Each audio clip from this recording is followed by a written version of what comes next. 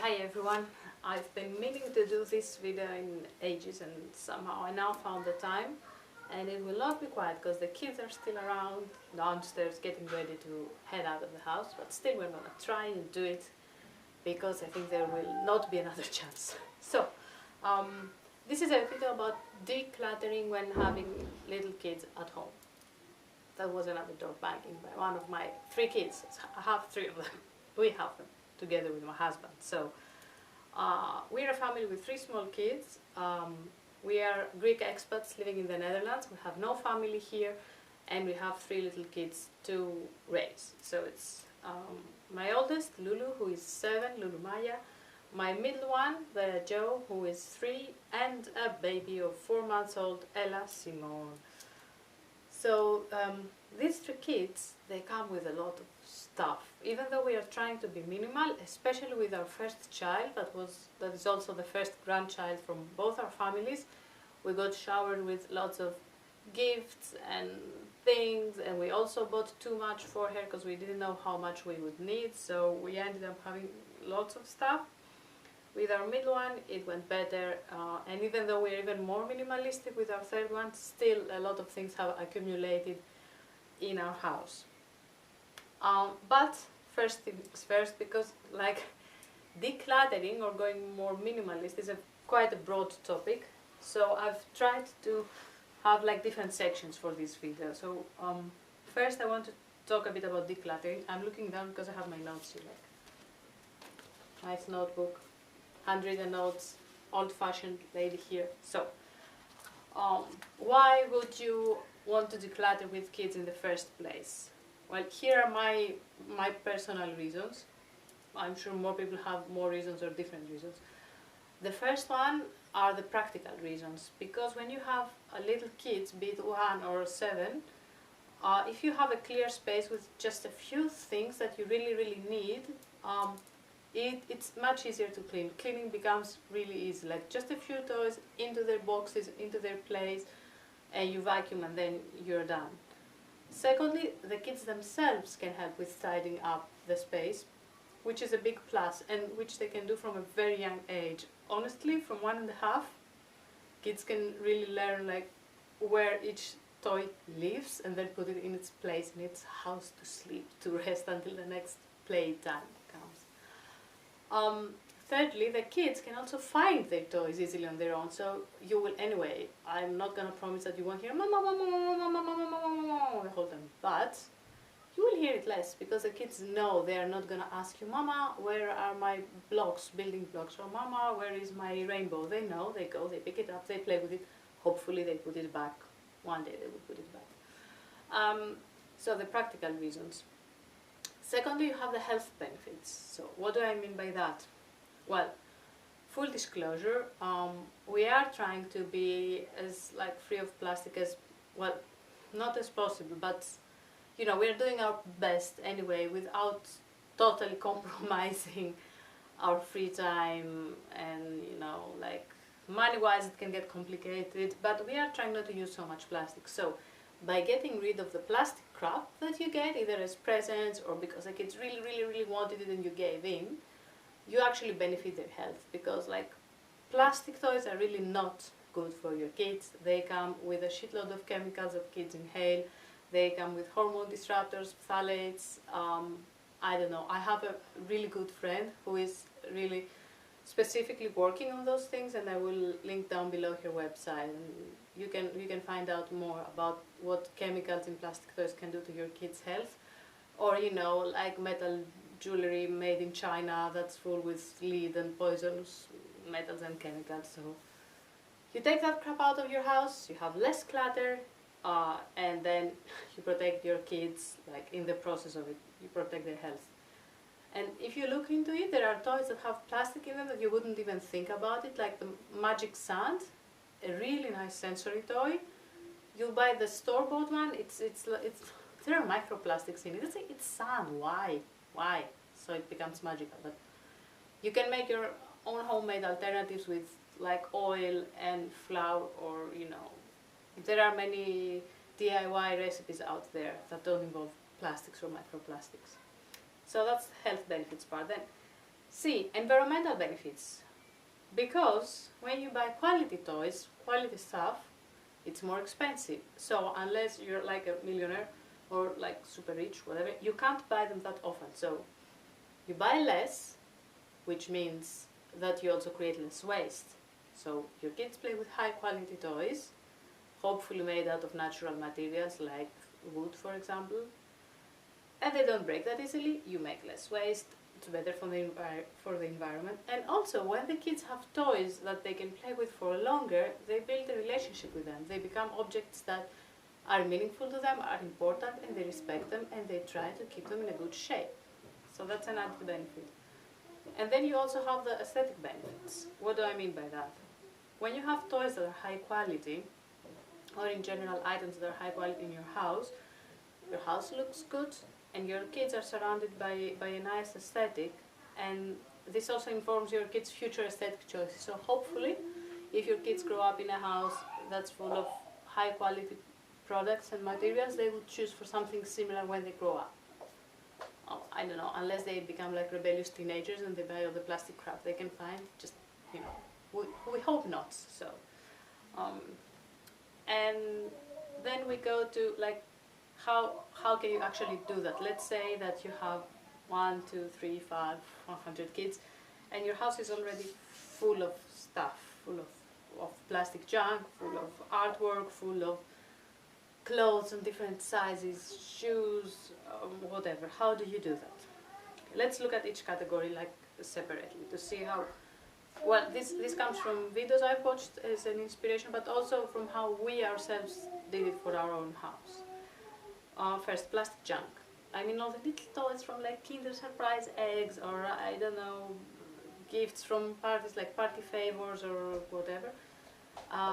Well, my personal non-democratic approach is I do it when they sleep, or when they're both at school, because the oldest one is at elementary school, and like she just finished kindergarten, and the other one is going to kindergarten. So what I do, I'm sorry, I was listening to my daughter. She's like, I'm really sorry for the noise, but like, you know, my shoe fell, making even more noise. Anyway, so plastic junk when the kids are asleep or when the kids are away, I take a big garbage bag, toss them all in, wave them goodbye, and send them to, I don't know, plastic junk heaven or something. Then there is artwork. Artwork is great. My kids are very prolific. They create lots of artwork. They create small-scale artwork, like small drawings, and then they create big-scale artwork, like full-on cardboard houses that could house 2, 3 kids. Like, no, really, really cool. More banging doors. Anyway, so see, I'm not lying. I do have 3 kids. So for this artwork, like what I do, first of all, I keep the ones that I deem as actual artwork. So when they started drawing and then they leave it in the middle and it's never finished, like I just chuck it away in the recycle bin. I'm sorry, it was not finished, it was not an actual artwork. Therefore, artwork that I like or the kids like, I will make a picture of it. Some that are really nice or dear to us for whatever reason, I will keep, but then that's like maybe 5%. And the rest, I do try to, you know, record them in some way, like make a picture of them or put them all together, make a little nice video, and then I recycle them as well. I do let them keep bigger things like spaceships or cardboard houses that they've made themselves for a longer period of time, because they do play with them, but the moment they stop playing and they start to collect dust, I will again chuck them out, mostly when the kids are away. Because then I say it's actually easier for them if they're not here when I throw out stuff like that, but I do tell them beforehand that, you know, the time has come that your castle will be thrown away because you don't play with it anymore, we need to make space. And they do accept it. Like my oldest is much more attached to things. She has been since a very young age. I get it because I'm like that myself. My middle one is more like, yeah, whatever, just give me another box and make something else. So that's easier here. The baby, thank God, she doesn't have these issues yet. clothes. What to do with clothes? Well, the thing with clothes is lots of times they are gifts. Lots of times they're also emotionally loaded because they're gifts from, grandmas, aunts, or uncles, or family members, and things like that. What I do,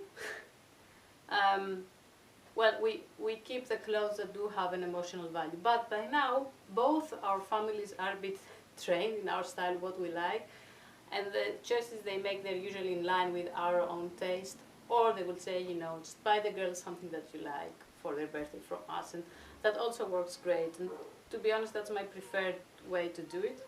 Also with toys now, I will ask my own parents to just tell me what their budget is, and I will make the choices for that, but more on that later. So with clothes, well, the thing is, I do let my kids get dirty. I do let them roll on the grass, roll in mud, play a lot. So I don't want that they wear particularly expensive clothes that they cannot freely play in. I will buy expensive clothes, but you really wouldn't say that they're expensive, but they're really high quality. So, for example, my daughter's favorite clothes are like corduroy, how's it called again? Like she has a pair of corduroy trousers that she really likes, and then overalls, that's the word. A pair of corduroy overalls that she wore the whole winter. They were quite pricey, even though I bought them from a second-hand shop. But she has worn them so many times, I washed them so many times that it was really worth it. So I will pay a lot, but for quality, not for feel, not for glitter, not for sequins, not for like lots and lots of tulle and whatever, no. And when they end up having like 15 t-shirts or something, occasionally I will purge, like I will give some away, or the ones that are stained with acrylics or with fruit stains that don't go out, they will be chucked away. And of course I will also donate clothes. Like if we get something as a gift that it's really not our taste, we will donate it so that someone else can really use it, and two people can be happy. Us that we don't have it anymore cluttering in our closet, and the other person who really likes it and it is of their taste. And then the other thing is good toys, like quality stuff that you haven't have two of. For example, like we had 2 pairs of binoculars. The one my husband found at a thrift store, and the other my brother sent at some point. The ones my brother sent, they are much more compact, smaller, and you can see further away. So they serve us better. So we donated the other pair of binoculars. And the same can happen for many things. You might end up having 2-3 balls. Like the kids always have a favorite one. And this is a process where you can actually include the kids. Like if they have, like, I don't know, 15 dolls, like you can ask them, you can be like, okay, you can have like 3 baby dolls, like you are 3 kids, or you can have like 4 or 5 baby dolls, the rest go away. If you want to go really minimalist, of course you can say, okay, you can have 1 of each. We are not that minimalist yet. I think my husband would really like to go that direction. I'm not ready because I can see how kids engage and use more things. So there is a fine line between giving enough material for them to build stories, but not too much so they get overwhelmed. They don't appreciate the things they have. But anyway, doubles. If you have doubles of things, then you can ask the kids to choose their favorite, then the other goes away. And of course about your own closets, because that's the thing. I was talking with a good friend of mine the other day, like, especially for us women, as we give birth, and especially if you have more kids, like your body tends to change. It's still awesome, miraculous, gave birth to kids, or, not, but our body changes, and that's totally normal. It's really stupid to hang on to your old clothes, hoping that one day you will fit into that pair of skinny jeans that you fit 5 years ago. And sometimes, like, that's the case for me. Like, I'm always slim and my kilos remain the same, even after like 3 kids. But my body shape has just changed. And it's hard, like, to confront yourself with that, like, yeah, but I'm still 50 kilos. Why doesn't that look good on me anymore? I don't know. It's probably because I pushed out 3 kids and now my hips are wider, or, I don't have a waist anymore because my abs are separating. That doesn't mean I can't look good or feel comfortable in clothes. It's just different clothes. So it's good to let go of the clothes that don't serve you anymore and donate them or chuck them away if they're really stained or not in a good condition. And let's say that you already did these things about yourself and these things, like your kids' things. If you have a partner, then you can ask them to join this process. I think in our case, it was Nikos, it was my husband, who said, okay, you know, enough, something needs to be done about all that stuff, who started it, and he drew us all in. And there was a bit of resistance also from my part, because usually I'm the one who says, let's do this, and then I go into a, I like to call it creative mania phase. This time it was him. It taught me a lesson of how it is when I really get into things and things need to get done now, you know. But it's good if you're in a family, it's good that everyone does their part and does their own stuff. Because I would never do his things, because there might be also like personal things, as I wouldn't like you to do my things. So it's good that you have a nice family talk, especially with older kids as well, and be like, look, this needs to be done, it will be good for everyone. You can explain the reasons why you want to say goodbye to stuff, and then hopefully have everyone on board and have everyone happy. Phew! Okay, let's say that you managed to do the decluttering and it has been finished. How do you avoid recluttering? Well, I think a great motivation is like the self-evident beauty of empty space, enjoying the empty space. So when you have reached that desirable condition of not having things everywhere around you, having empty space, that you find a bit the urge of refilling it, and you just enjoy how calming it can be, how easier it is to focus in a space that's clutter-free. So keep reminding yourself, maybe even keep a picture of like how your house was before, how room was before, to remind you that no, that was not a good state, and that was anxiety-inducing, or you couldn't find your stuff, or you know, whatever, it didn't look good, it didn't please you aesthetically, so you don't go back there. That's one thing, to have like the motivation of you don't want to go to the before state.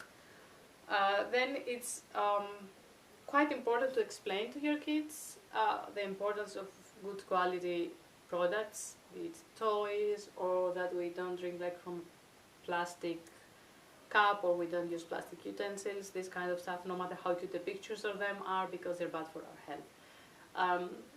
Depending of course on the age of the kid, you don't want to fill your kid with anxieties about all the materials that are around them. But it's good that they understand how good quality toys are better for them and the environment, and how they are more expensive. Hence, we can't buy them just because, but we have to wait and buy them, you know, holidays, like birthdays, stuff like that, and that's better for us and for the earth. Kids are really sensitive about this topic, so they do want good for the planet, because it's their future. They do care about, you know, protecting the environment, so you might be surprised, they might surprise you about how much they understand about it, and how they're willing to sacrifice a plastic crap toy for the, you know, the betterment of the world around them. Like, in that sense, they can be much more mature than we are. And then it's important to explain, like I mentioned before, to friends and relatives when it comes to gifts, what things you would like to have in your house and what things you wouldn't like to have.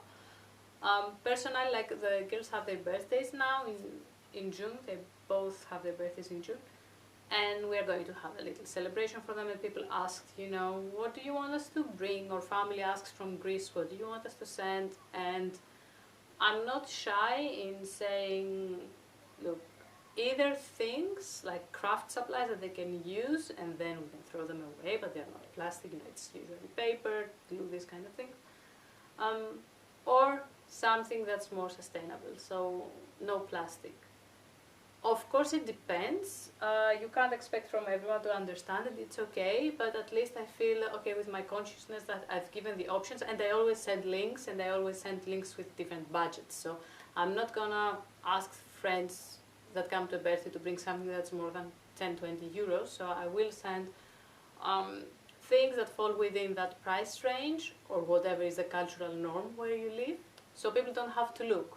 Because oftentimes that's the thing, that people think, oh yeah, you know, what should I buy for them? Just go to a toy store and buy whatever, like is there. But if you actually send a few links with ideas, it's easier for people to actually accommodate you and the needs of your kids.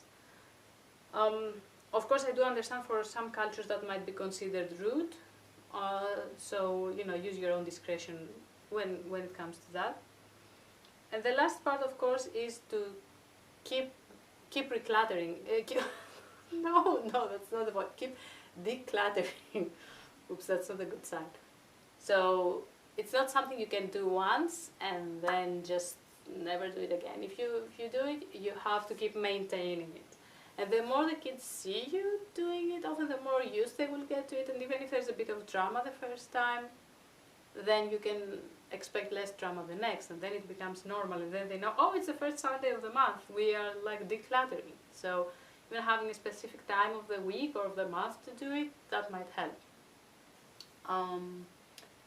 So I think these are my major tips. A few more notes about what can happen if you start a big decluttering.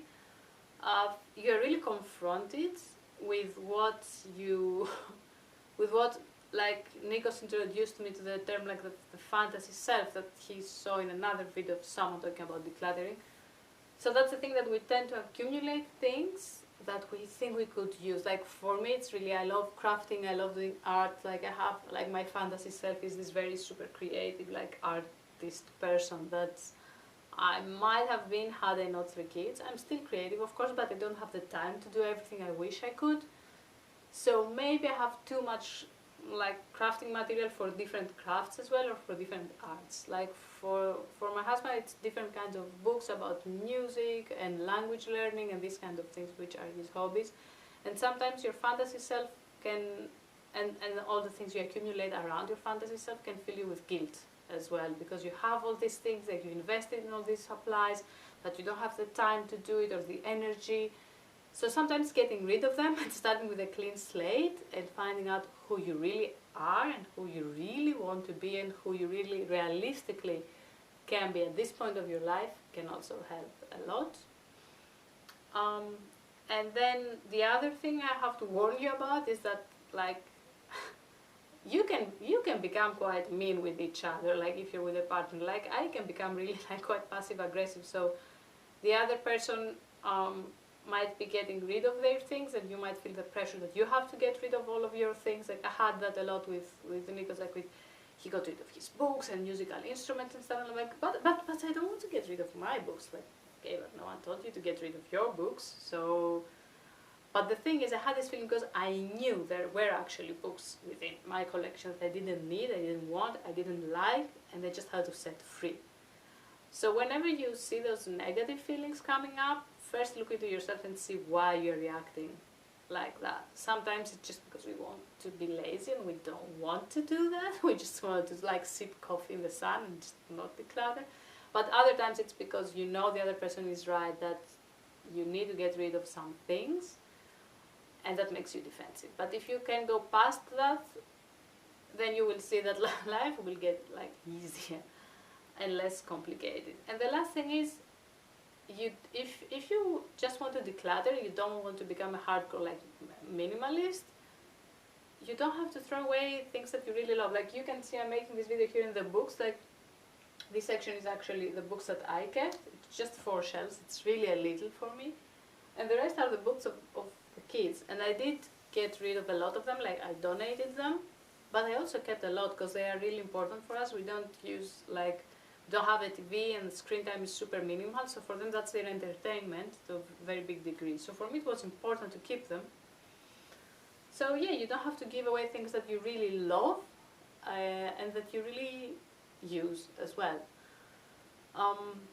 So that's the thing, and I'm saying that because you can get a bit caught up in this like decluttering or minimalism hype and throw out stuff, and then you're like, oh shit, I really wanted this, or I really love this. Like we had like one such occasion, like we had like a collection of books of the Little Prince in different languages, and Nikos felt that, you know, one would be enough, so we didn't have to also have all the other languages, but for me they were like a collection, memorabilia, and I got super upset about it. And then he really like, he tried to get them back because we know in which thrift store they are. But then I kind of realized that well, it's true, we still have the memories. They shouldn't be so linked with the physical copy, especially if it's a repetition of the thing so many times. So it's really interesting to also observe how you react and what your relationship is to things. So that's quite interesting as well. So yeah, these are actually my decluttering tips with family with kids, but hopefully they also apply even if you don't have kids. And one last thing I want to mention is how you dispose of the things you get rid of. So for me personally, there is a very big environmental aspect to this thing. Like Nikos thinks more of it as, you know, if I give away a book, it's okay because it's not the last copy in the world. For me that doesn't work, because for me it's wasteful if you have one thing to then go and re-buy it after a few months, so I'm not going to do it. That's why also I'm keeping many of my things. So for me it's also important when I get rid of things that other people benefit from them as much as possible and they don't end up in the waste. So I do spend quite a lot of my time putting things online to gift them. Most of them I give out for free. Some more expensive items I would try to sell.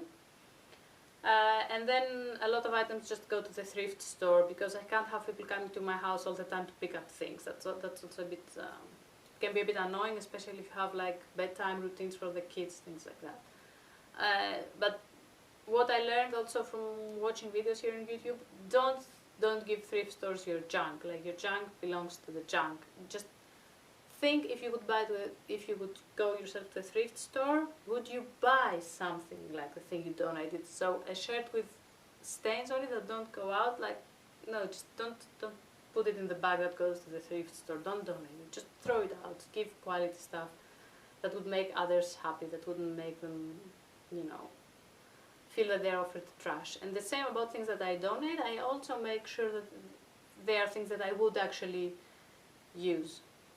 And I think that's that. I have included, like, throughout this video and also here at the end, I will show you some parts of our house that are already decluttered so you can get an idea of how it looks now. I do not have before and afters because I didn't like have it in my mind to make this video, but because the process has been so beneficial for us and it has given us so much peace and so much insight on how we relate to objects, I decided to do it. So you can see a bit the after, and hopefully you can see how a decluttered space can radiate a peaceful feeling. I hope this was useful for you. I hope you enjoyed this, and I'm not making any promises of more videos soon because, yeah, like 3 kids, it's busy here. It's really hard to find time for myself. But with the decluttering, we need less time to clean and, you know, tidy up the house. So maybe the time comes. We will see. Thank you for watching and have a lovely day. Bye.